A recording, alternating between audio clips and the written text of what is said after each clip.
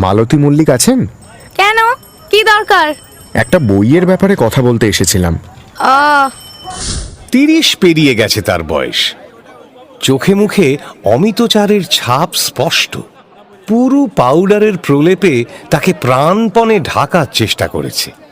ঠোঁটে লিপস্টিক, চড়া রঙের শাড়ি, গয়না আর চুল বাঁধার ঢঙে নিজেকে 18 বছরের তরুণী প্রমাণ করবার অক্ষম চেষ্টা সুস্পষ্ট। বড় দেরি করে এলেন মিস মল্লিক, আমি আরেকজনের সঙ্গে কন্ট্রাক্ট করে ফেলেছি। সে কি? আপনি তো আমায় 12টার সময় স্টুডিওতে দেখা করতে বলেছিলেন। এখনো তো 5 মিনিট বাকি আছে 12টা বাজতে। বেশ, কন্ট্রাক্ট আপনি না করতে চান, না করলেন, কিন্তু মনে রাখবেন, 1 মাঘে শীত চায় না, তাও বলে দিচ্ছি। চলি।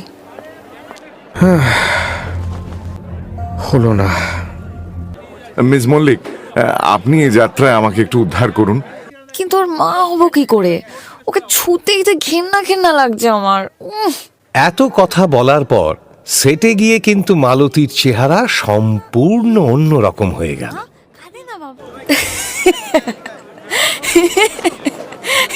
হিংসে ডিরেক্টর মশাই, হিংসে। স্বভাব হলো অভিনয়। এবার টের পেলেন তো পিন্তুর কে মা আর কে সৎমা?